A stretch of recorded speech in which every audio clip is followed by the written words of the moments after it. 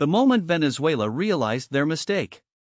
Let me take you back to the evening of January 10, 2024, a date that, at first glance, seemed like just another routine diplomatic spat in the long, exhausting saga of U.S.-Venezuela relations. Nicolas Maduro, standing before a crowd of loyalists in Caracas, announced that Venezuela would reclaim the Essequibo region, a vast, oil-rich territory controlled by neighboring Guyana. The official statement was defiant: almost, the Essequibo is ours, and we will take it back by all means necessary. The U.S. State Department, predictably, condemned the move as provocative and destabilizing. The media ran with it: another Latin American strongman flexing his muscles, another test of American resolve in its own backyard. But here's what they didn't tell: that speech wasn't just about territory. It was the moment Venezuela realized, too late, that it had made a catastrophic miscalculation and that the geopolitical ground beneath it had shifted in ways it never anticipated. I've spent the last 3 decades studying the intersection of resource politics, great power competition, and the slow-motion collapse of American unipolarity. And what I saw in that moment wasn't just another chapter in the long decline of Chavismo. It was the unraveling of a carefully constructed illusion, one that Venezuela, Russia, and even China had bought into for years. The illusion that the U.S. was too distracted, too divided, too exhausted to enforce its will in its own hemisphere. The illusion that multipolarity had already arrived, and that the rules of the game had changed for good. That illusion died on January 10. And the fallout is going to reshape the Western Hemisphere for decades. The official what they want you to believe. If you followed the mainstream coverage, here's the story: Venezuela, under Maduro's authoritarian rule, is making a desperate play to distract from its economic collapse by manufacturing a border crisis. The Essequibo, a region covering 2/3 of Guyana's landmass, has been disputed for over a century, but Venezuela's sudden escalation, backed by a dubious referendum in December 2023, was framed as a naked power grab. The U.S., in response, conducted joint military exercises with Guyana, reaffirmed its security commitments, and even hinted at sanctions if Venezuela didn't back down. The message was: the Monroe Doctrine is alive and well, and the U.S. will not tolerate territorial aggression in its sphere of influence. The data seems to support this. Venezuela's economy is in shambles. GDP has contracted by 75% since 2013, inflation has hit 1 million%, and over 7 million people have fled the country. Maduro's approval ratings are abysmal, and the opposition, despite its fragmentation, still poses a threat. A manufactured crisis over the Essequibo, the thinking goes, is a classic authoritarian rally the base, suppress dissent, and hope the international community is too busy with Ukraine or Taiwan to notice. The U.S. response was swift. In early December, the Biden administration temporarily eased sanctions on Venezuela's oil sector in exchange for Maduro's promise to hold free and fair elections in 2024. When Maduro escalated the Essequibo dispute just weeks later, the U.S. reversed course, reimposing sanctions and sending a clear cooperation on elections would not buy Venezuela a free hand in its neighborhood. The Pentagon even dispatched a U.S. Navy destroyer to Guyana's waters, a move that, in diplomatic terms, is the equivalent of a parent slamming their fist on the table and saying, "Enough." But here's the problem with this: it assumes that Maduro is acting out of desperation. It assumes that Venezuela's move was impulsive, irrational, or purely domestic in motivation. And it assumes that the U.S. response was a straightforward enforcement of long-standing policy. None of those assumptions hold up to scrutiny. What's really happening? Let's start with the most glaring: the timing. Venezuela's referendum on the Essequibo wasn't a last-minute Hail Mary. It was planned for months, and the escalation that followed was methodical. The Maduro government didn't just wake up one morning and decide to pick a fight with Guyana. This was a calculated move, and the calculation was based on 3 critical misjudgments, each of which reveals a deeper geopolitical misreading of the current moment. Misjudgment number 1: the U.S. is too weak to respond. For years, Venezuela and its patrons in Moscow and Beijing operated under the assumption that the U.S. was in terminal decline. The withdrawal from Afghanistan, the polarization of American politics, the rise of isolationist sentiment, all of this fed the belief that Washington no longer had the stomach for foreign entanglements, especially in its own backyard. Why else would the U.S. have tolerated Maduro's regime for so long, despite its human rights abuses and its role as a narco-state? Why else would it have allowed Russia and China to deepen their influence in Venezuela, from oil deals to military cooperation? The answer, of course, is that the US was playing a longer game. The sanctions regime, the diplomatic isolation, the support for Juan Guaido's parallel government, these were all tools of containment, not regime change. The US wasn't weak, it was patient. And when Maduro overplayed his hand, the response was immediate and overwhelming. But here's where it gets interesting. The US didn't just reimpose sanctions, it did something far more significant. In the weeks following Venezuela's escalation, the Biden administration quietly signaled to Guyana that it was open to a long-term security partnership, including the possibility of a U.S. military base on Guyanese soil. This wasn't just about the Essequibo. It was about locking in American access to Guyana's offshore oil fields, which are being developed by ExxonMobil and are projected to produce over 1.2 million barrels per day by 2027. For context, that's more than Venezuela's current oil output, and it's oil that the US can control without dealing with Maduro's regime. Misjudgment number 2, Russia and China would back Venezuela unconditionally. Venezuela's second miscalculation was assuming that its great power patrons would come to its aid. For years, Russia and China have propped up Maduro's regime, providing loans, military equipment, and diplomatic cover at the UN. In return, they've gained access to Venezuela's vast oil reserves, the largest in the world, and a foothold in the Western Hemisphere. The logic was if the US was in retreat, then Venezuela was a low-risk, high-reward investment. But when Maduro escalated the Essequibo dispute, neither Russia nor China rushed to his defense. In fact, their responses were conspicuously muted. Russia's foreign ministry issued a bland statement noting Venezuela's concerns, while China's ambassador to Guyana called for dialogue and restaurant. Neither power condemned the U.S. military exercises, and neither offered Venezuela any tangible support. Why? Because Russia and China are playing their own games, and Venezuela is just a pawn in them. For Russia, Venezuela is a useful irritant, a way to keep the U.S. distracted and force it to divert resources away from Ukraine. But Russia's capacity to project power in the Western Hemisphere is limited. Its navy is stretched thin, its economy is under sanctions, and its primary focus is on the war in Europe. A direct confrontation with the US over the Essequibo would be a strategic blunder, and the Kremlin knows it. China, meanwhile, has a different set of priorities. Beijing's primary interest in Venezuela is securing oil supplies and extending its Belt and Road Initiative in Latin America. But China is also deeply invested in Guyana, which has become a key partner in its energy strategy.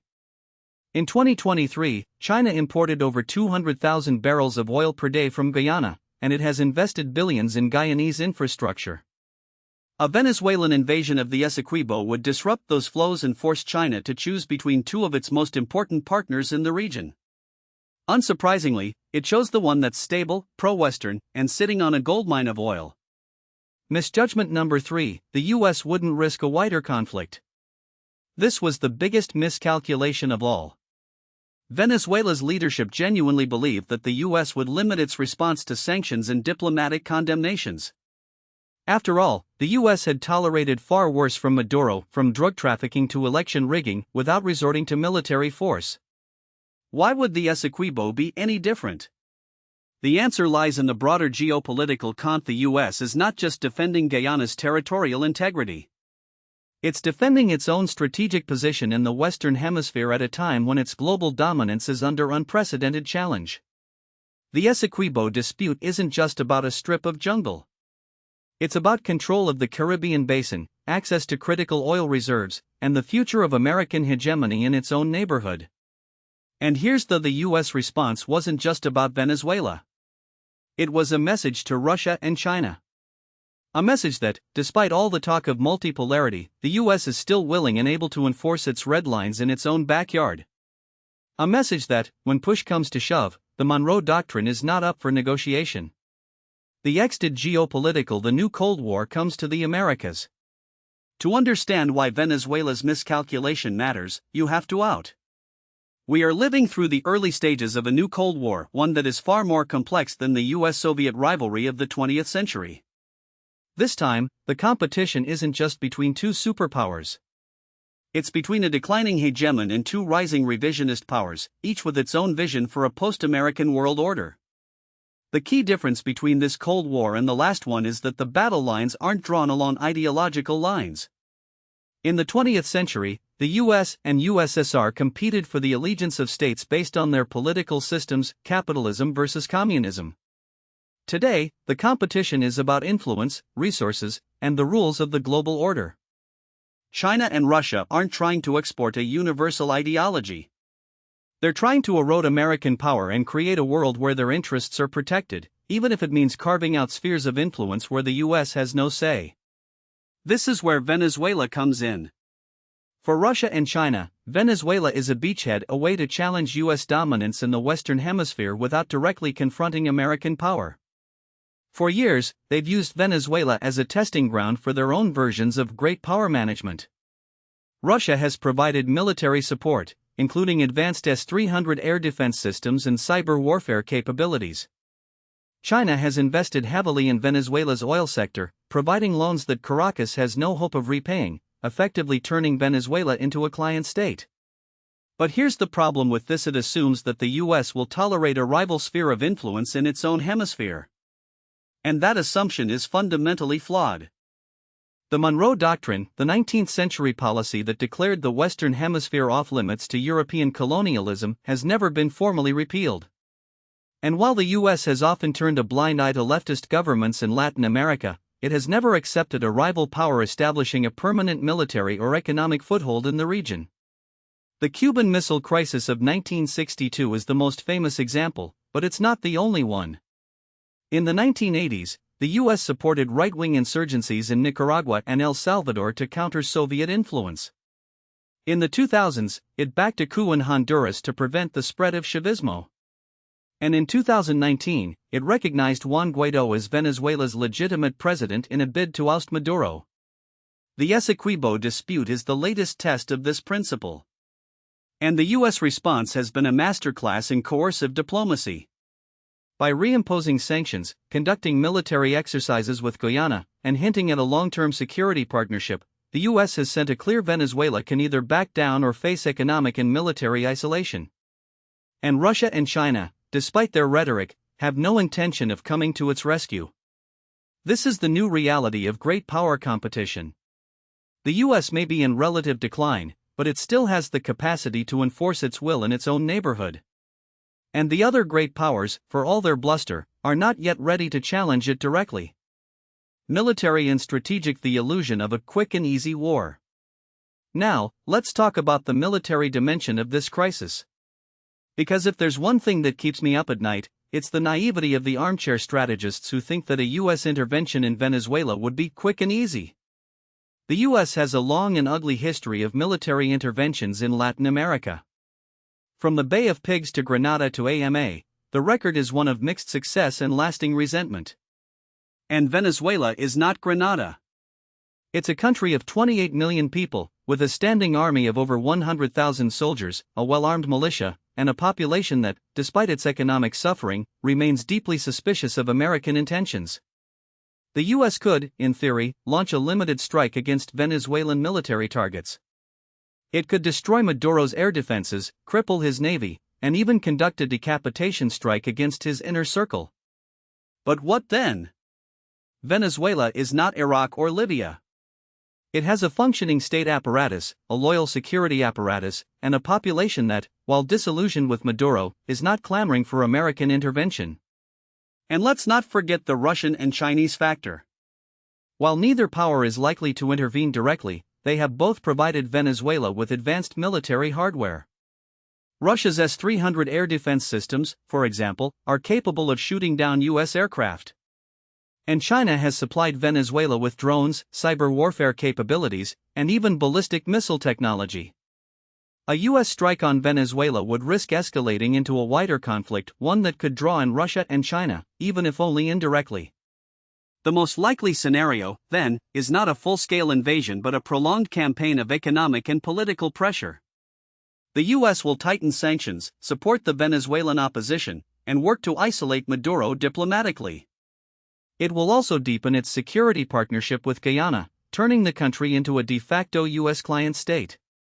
And it will use the Essequibo dispute as leverage to force Maduro into concessions, whether on elections, oil exports, or his ties to Russia and China.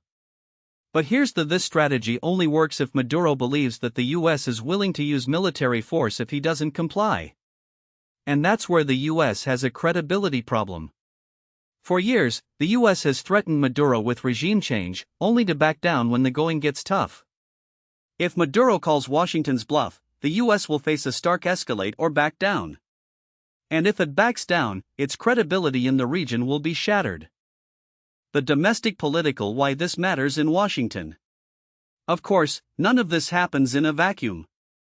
The US response to Venezuela's escalation isn't just about geopolitics. It's also about domestic politics and the 2024 election in particular. Joe Biden is facing a tough re-election campaign. His approval ratings are underwater, inflation remains stubbornly high, and the war in Ukraine has become a political liability. In this context, a foreign policy win in Venezuela could be a lifeline. A successful rollback of Maduro's aggression, a democratic transition in Caracas, or even a new oil deal with Guyana, any of these could be framed as a victory for Biden's foreign policy. But there's a catch. The US electorate is deeply divided on foreign policy. The progressive wing of the Democratic Party is skeptical of military interventions and wary of another forever war. The Republican base, meanwhile, is increasingly isolationist, with figures like Donald Trump and Ron DeSantis arguing that the US should focus on its own problems rather than policing the world. This creates a dilemma for Biden.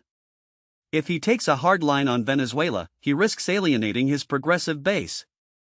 If he backs down, he risks looking weak in the eyes of swing voters.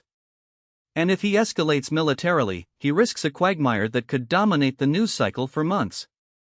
The result is a policy of coercive diplomacy, tough rhetoric, limited military action, and a focus on economic pressure. It's a strategy that allows Biden to look strong without committing to a full-scale intervention. But it's also a strategy that relies on Maduro playing alone.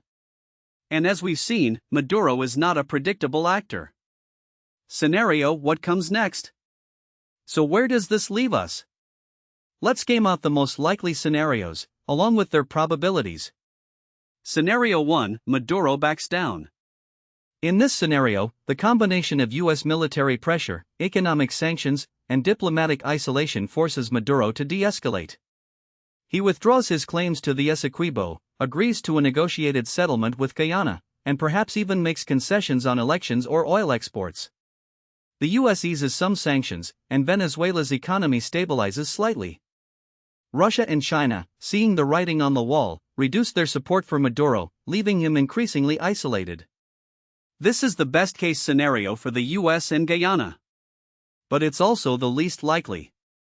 Maduro has staked his legitimacy on the Essequibo dispute, and backing down would be a humiliating defeat. Moreover, the Venezuelan military, which has benefited from Maduro's patronage, has little incentive to push for de-escalation.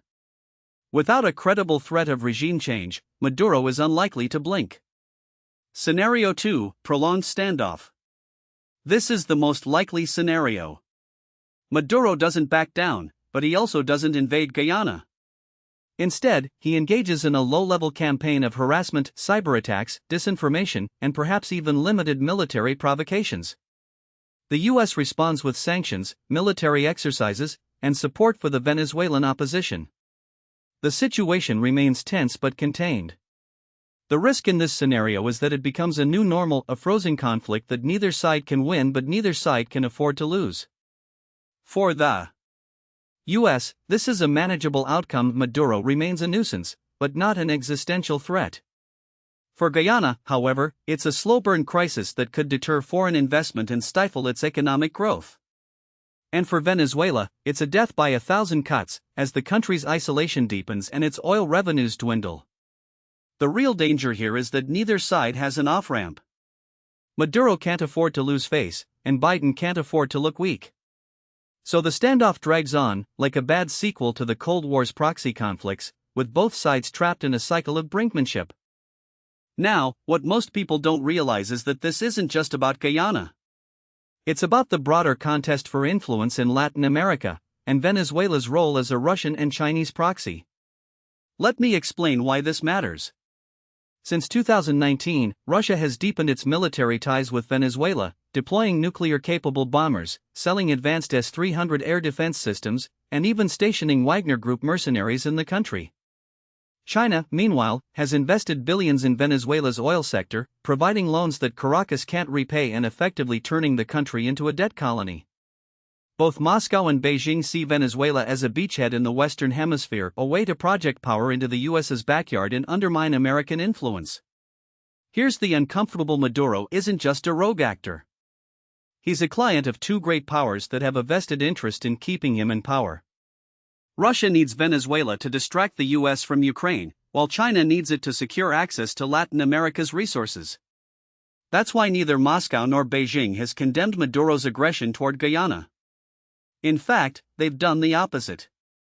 Just days after Venezuela's referendum, Russia's foreign ministry issued a statement calling the Essequibo dispute a bilateral issue that should be resolved without external interference. Hands off, America. China, ever the opportunist, has remained silent, but its state-run media has amplified Venezuelan propaganda, framing the dispute as a David and Goliath struggle against Western imperialism. This is where the military implications get serious. If Maduro were to launch even a limited incursion into Guyana, the US would have to respond, not just to protect Guyana, but to send a message to Russia and China. The problem is that Venezuela's military, despite its decrepit state, is still a formidable force on paper. With over 120,000 active duty personnel, a fleet of Russian-made Sukhoi Su-30 fighter jets, and a stockpile of ballistic missiles, it's not a force the US can ignore. The Pentagon has already conducted joint exercises with Guyana, including a recent deployment of F-16s and a visit by the USS Burke, a guided missile destroyer. But these are symbolic moves. If push comes to shove, the US would need to escalate quickly to avoid a prolonged conflict. Let me put this in perspective. In 1983, the US invaded Grenada, a tiny island nation with a population of just 90,000, to counter Cuban and Soviet influence. The operation, codenamed Urgent Fury, lasted just over a week and involved 7,000 US troops. Fast forward to 2023, and the stakes are much higher. Venezuela is a country of 28 million people, with a military that's been trained and equipped by Russia. An invasion would be a logistical nightmare, not to mention a political disaster. The last thing Biden wants is another Iraq or Afghanistan, especially in an election year. That's why the US is relying on a mix of deterrence and containment. The goal isn't to topple Maduro, at least not yet, but to box him in. The recent sanctions on Venezuela's gold exports, for example, are designed to cut off one of Maduro's last sources of hard currency. The US has also been pressuring India and China to reduce their purchases of Venezuelan oil, which account for nearly 80% of the country's export revenue. But here's the: every time the US tightens the screws, Maduro turns to Russia and China for help. And every time he does, Moscow and Beijing gain more leverage over Venezuela's future. This brings me to the most overlooked aspect of this: the role of the Venezuelan military. For years, the US has assumed that the generals would eventually turn on Maduro, either out of self-preservation or greed. But that hasn't happened. Why? Because Maduro has done something far more effective than repression: he's bought their loyalty. The military controls Venezuela's gold mines, its ports, and its most lucrative oil contracts. They're not just Maduro's enforcers, they're his business partners. And as long as they're making money, they have no incentive to defect. Here's where the geopolitical chessboard gets really interesting. If the US wants to break Maduro's grip on power, it needs to drive a wedge between him and the military. That means offering the generals a way out: amnesty, sanctions relief, or even a share of Venezuela's oil wealth. But that's a risky gamble. The last time the US tried to co-opt the Venezuelan military was in 2019, when Juan Guaidó, the opposition leader, declared himself interim president with Washington's backing. The plan backfired spectacularly. The military rallied around Maduro, and Guaidó's support collapsed. Today, he's a political nonentity, living in exile. So what's the endgame? In the short term, the most likely outcome is a prolonged standoff, with Maduro testing the limits of US patience and the US responding with calibrated pressure. But in the long term, this crisis is a symptom of a much larger the erosion of U.S. influence in Latin America. For decades, Washington treated the region as its backyard, intervening at will to install friendly regimes or overthrow unfriendly ones. But those days are over. Today, Latin America is a battleground for great power competition, and the U.S. is no longer the only player at the table. Russia and China have spent the last decade building alliances, signing trade deals, and investing in infrastructure across the region. They don't need to invade countries to project power, they just need to offer an alternative to U.S. dominance. And in Venezuela, they've found the perfect country that's desperate for allies, rich in resources, and willing to play the role of spoiler. Maduro's aggression toward Guyana isn't just about territory. It's about sending a message to the U.S., you may have the biggest military, but you don't control the game anymore. That's why this crisis matters far beyond the Essequibo. It's a test of whether the U.S. can still shape outcomes in its own hemisphere, or whether it's become just another player in a multipolar world. And right now, the signs aren't encouraging. The Biden administration's response has been reactive, not strategic. It's focused on containing Maduro, not on addressing the root causes of Venezuela's collapse. And until that changes, we're going to see more crises like this, more brinkmanship, more proxy conflicts, and more opportunities for Russia and China to exploit America's weaknesses. The moment Venezuela realized its mistake wasn't when it held that referendum. It was when it became clear that no one was coming to save it, not the US, not the OAS, not even its own people. And that's the real tragedy of this story. Venezuela didn't just lose Guyana. It lost its future. And in the process, it became a cautionary tale for the rest of Latin. When you bet everything on great power patrons, you end up as a pawn in someone else's game. Now, what most people don't realize is that Venezuela's crisis isn't just a foreign policy failure, it's a domestic political time bomb. The Maduro regime has spent years perfecting the art of survival, but survival isn't the same as stability. And in Caracas, the cracks are starting to show in ways that should worry even the most hardened Chavista loyalists. Let me explain why this matters. For over a decade, Maduro and his inner circle have relied on three pillars to stay in: repression, patronage, and external allies. The repression we know well: the arbitrary arrests, the censorship, the collectivos, the systematic dismantling of any opposition. But the other two pillars are starting to crumble, and that's where the real danger lies. Take patronage, for example. Venezuela's economy has been in freefall since 2014, but the regime has always found a way to keep its core supporters, military officers, bureaucrats, and loyalist elites happy. In the early years, that meant handing out dollars from oil revenues. When the oil money dried up, it meant turning a blind eye to corruption, allowing the military to run smuggling networks, and letting regime insiders profit from gold mining and other illicit trades. But here's the even that system has limits. The UN estimates that Venezuela's GDP has contracted by over 75% since 2013. That's not just a recession, it's an economic collapse on par with Zimbabwe in the 2000s or the Soviet Union in the late 1980s. And when the pie gets that small, even the most loyal apparatchiks start fighting over the scraps. We saw the first signs of this in 2019, when Juan Guaido's attempted uprising exposed fractures within the military. The regime responded with a wave of purges, but the damage was done. Then came the 2020 parliamentary elections, which were so blatantly rigged that even some of Maduro's allies, like Henri Falcon, a former Chavista governor, publicly condemned them. And now, with the economy in shambles and hyperinflation still running at over 200% annually, the regime is resorting to desperate measures. Last year, Maduro announced a new economic recovery plan that included slashing 5 zeros from the bolivar and pegging it to a cryptocurrency no one uses. It was a joke, but it wasn't funny. The bolivar is now so worthless that Venezuelans use it as kindling or toilet paper. The real economy runs on dollars, and the regime doesn't control the dollar supply. That's a problem when your survival depends on buying loyalty.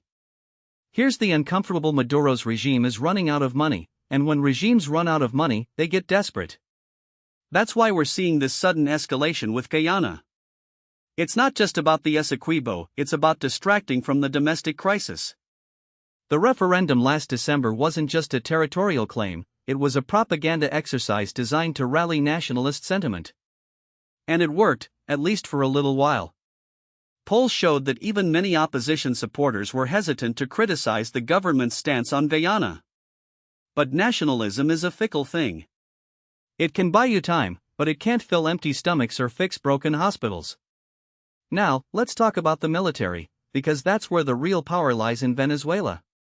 The armed forces have been the backbone of the regime since Chavez first took power, but their loyalty has always been transactional. In the early days, Chavez bought them off with promotions, lucrative contracts, and a share of the oil wealth. Maduro has continued that tradition, but with far less money to go around. The military now controls everything from food distribution to gold mining, but that's created a new corruption on an industrial scale. Transparency International ranks Venezuela as one of the most corrupt countries in the world, and the military is at the center of it. That's why we've seen a steady stream of defections and purges in recent years. In 2021, Maduro arrested the head of the military intelligence agency, General Christopher Figuera, on charges of corruption. Figuera had been a key ally, but when the money runs out, even the most trusted lieutenants become liabilities. The real question is what happens when the military decides it's had enough. We've seen this movie before, in Argentina in 1982, when the junta invaded the Falklands to distract from economic collapse, only to lose power a year later. In Venezuela, the military has always been the ultimate arbiter of power. If they decide Maduro is more of a liability than an asset, they'll get rid of him. The problem is that there's no clear successor. Diosdado Cabello, the regime's number 2, is deeply unpopular, even among Chavistas.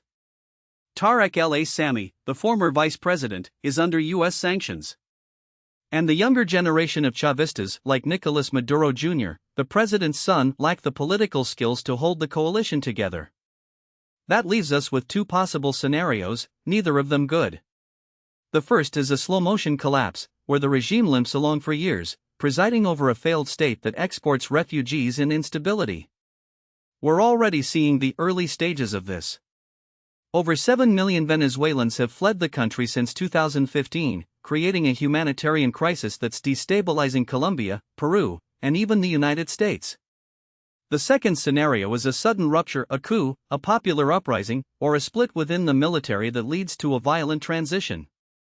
That's the nightmare scenario, because Venezuela has the largest proven oil reserves in the world, and a power vacuum there would be a geopolitical earthquake. Let me be, I'm not predicting a revolution. The opposition is weak, divided, and still recovering from the disastrous 2019 uprising.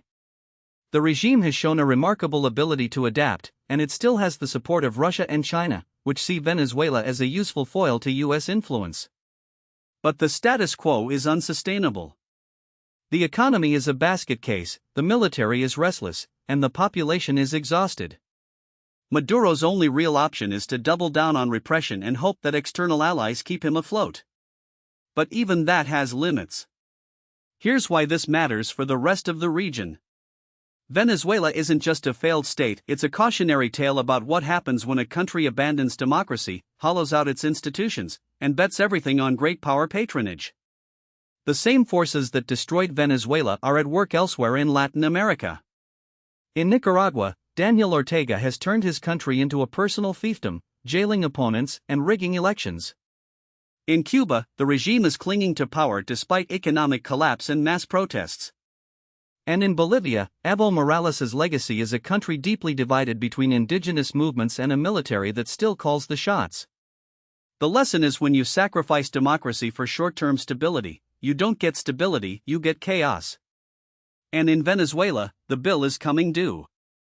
The question now is whether the region and the world will learn from it, or whether we'll just watch as the next crisis unfolds. Because one thing is, Venezuela's mistake wasn't just about Guyana.